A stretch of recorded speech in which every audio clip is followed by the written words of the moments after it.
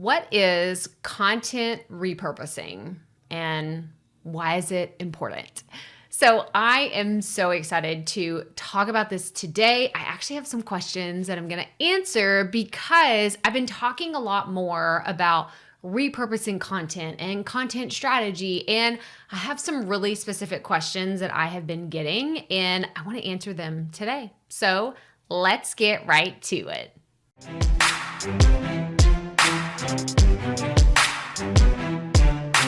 Hey y'all, Crystal here today, and like I said, we are covering content repurposing.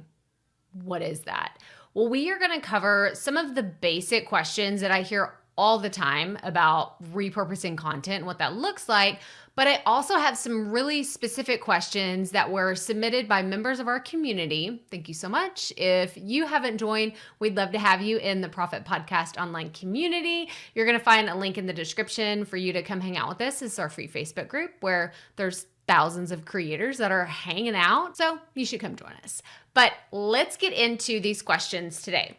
So the first one is, what is content repurposing? Like the basics, right? Strip it down and tell me exactly what that means. Well, at its core, or the simplest way to answer that is it's taking one piece of content and using it multiple ways, whether it's a podcast to a YouTube video or a YouTube video to a blog post or using a LinkedIn article in your email newsletter or using a clip from your podcast on your Instagram or taking a clip and sharing it on other sorts of social media from a YouTube video.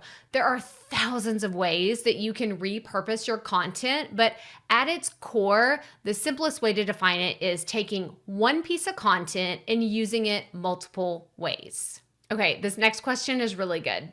What is your favorite way to repurpose content? So for me personally, I love starting with video. I used to do this weekly live stream. If you've been around here on my YouTube channel, you're probably familiar with it. Every Tuesday I would go live and answer questions or teach something or just chat with community members. And I was able to use that in multiple different ways. I could strip out like a specific question. Maybe I went live for about an hour, which sometimes that's how long it was. And I could answer someone's very specific question. And I would take out that clip and put it as its own YouTube video on my channel or use it as a segment in my podcast. But the thing about video is if you start with video, then you can kind of hit everybody in all their senses, right? You're being able to, they can watch you visually, they can hear you, and you can have resources and other things that you're demonstrating all on the page whenever they are watching exactly what you're doing in the video. So video is great for repurposing, and I love starting with video because then you can take it and create smaller clips, you can strip the audio out and create a podcast. Like there's just a lot of things you can do with it, as opposed to starting with other forms of content where you may have to recreate or get super creative to be able to repurpose it. So that is my favorite way. Okay, now I'm going to answer some specific questions from the community. But before I get there, if you have questions about content strategy, content repurposing, I want you to put them in the comments below because I may just choose your question for our next video that we do about content repurposing and content strategy. So put your specific questions in the comments below. Maybe think about them throughout the next pieces of this video and then put them in at the end. But I want your questions in the comments. Okay, the question is, do you do video with your podcast? I'm back and forth between not wanting to deal with it and thinking I might as well. I'm comfortable with video, but is it worth it? Is there any way to make Zoom sound better? I'm just starting, and if I do video, I'm bouncing between Zoom and Squadcast. I'm doing a combo of solo and guest episodes. So that was the full question that someone submitted, and I'm going to be really honest. I don't do video for my solo podcast. And here's why. Okay, I'm like, let me put the tablet down for a second because this is very important. In 2019, there was a time when I convinced myself every single piece of content I create will have some video component. So if I was doing a solo episode, I was gonna have a video. If I was doing a guest interview, of course, I was gonna have video. If I was doing anything, video was going to be involved.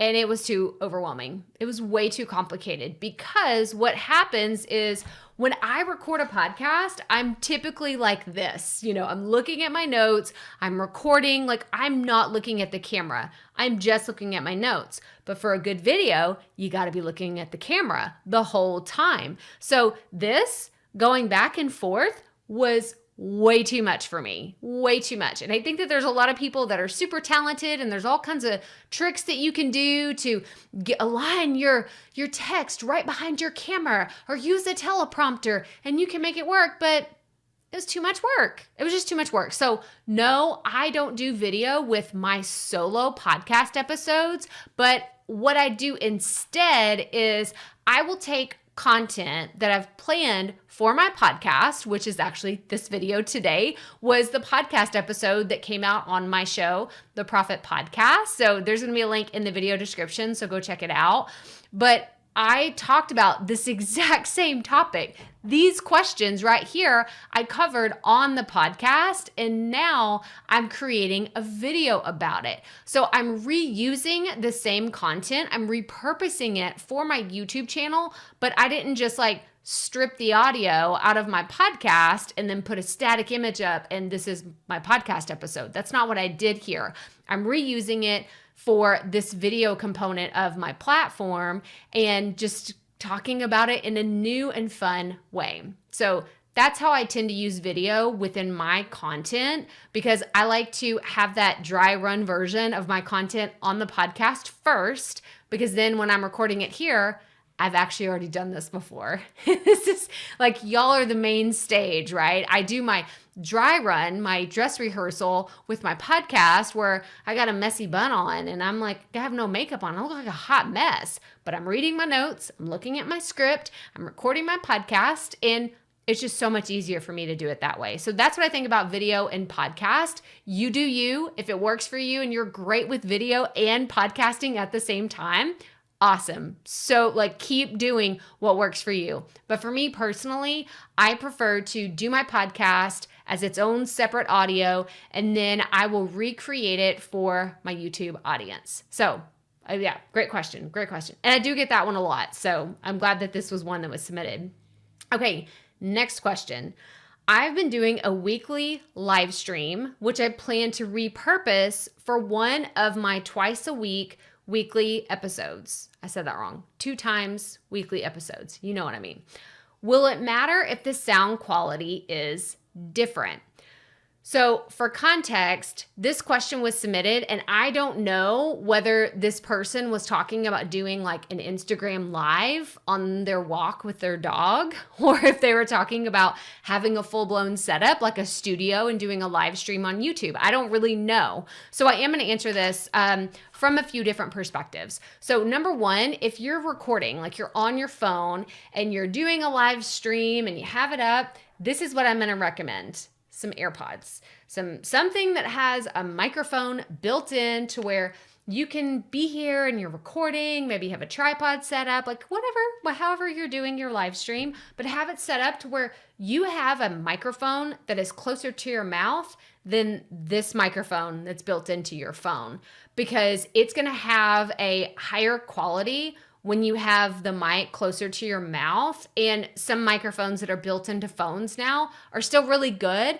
But if your environment is like mine, like my office is pretty echoey. I'm recording this video right now using my podcast mic because it's better than the microphone that would be here or on here.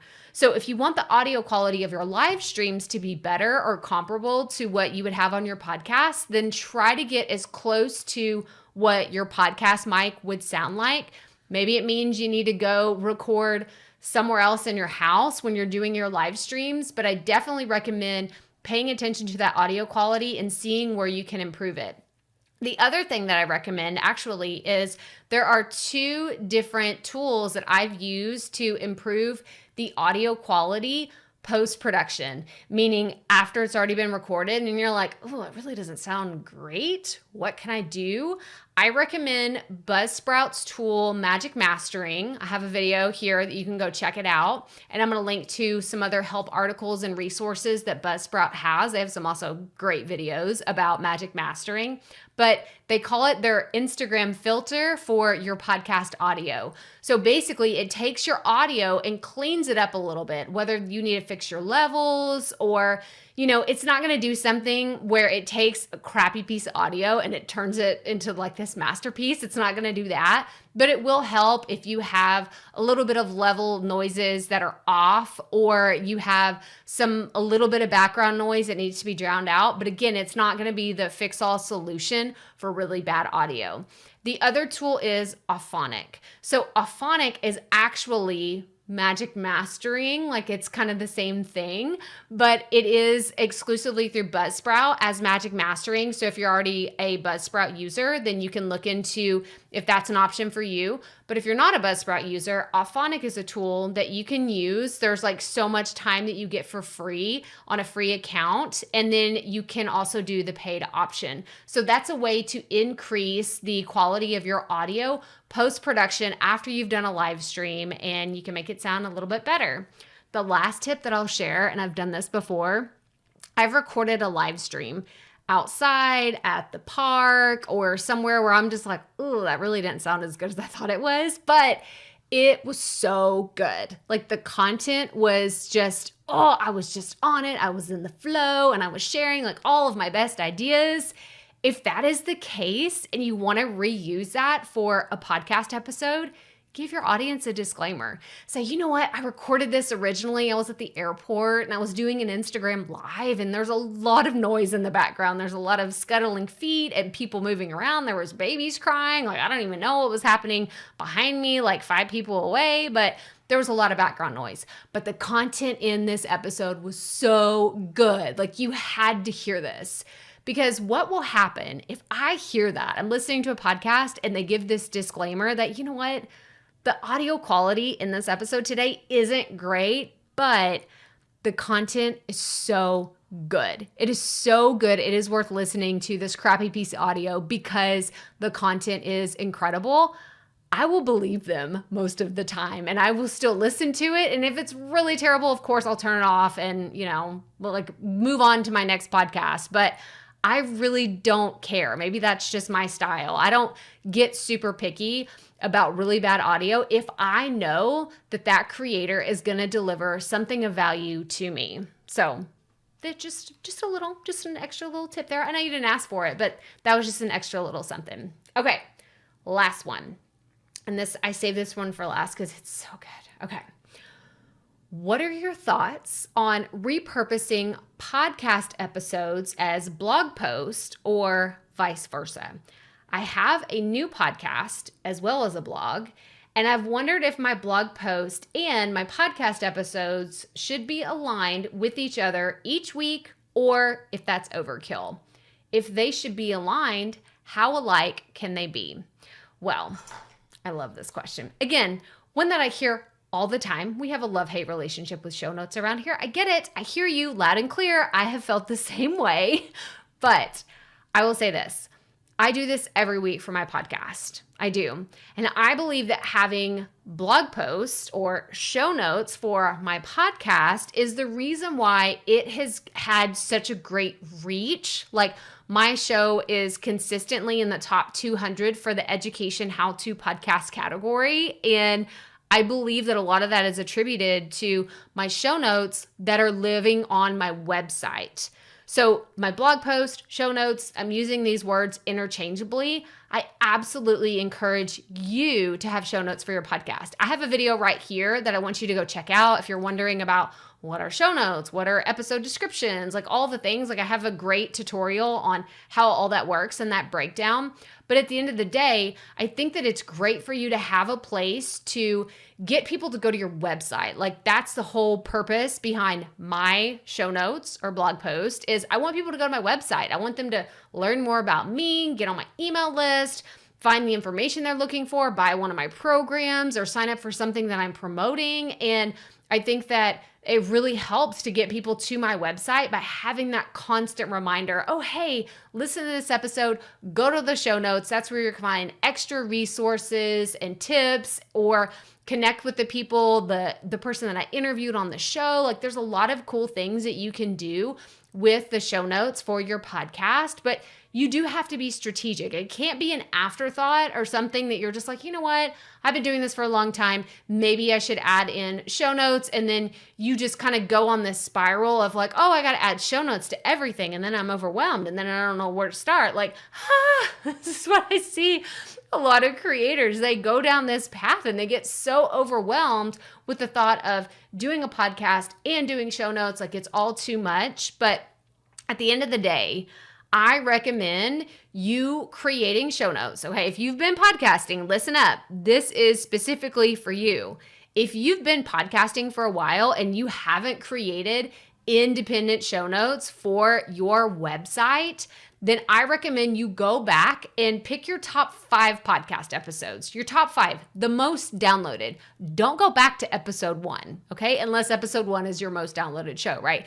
Go back to your most popular pieces of content and start creating show notes for those, because that's what your audience cares about. They've already told you that's what they care about. So if you're looking at how do I repurpose these, how's that going to work?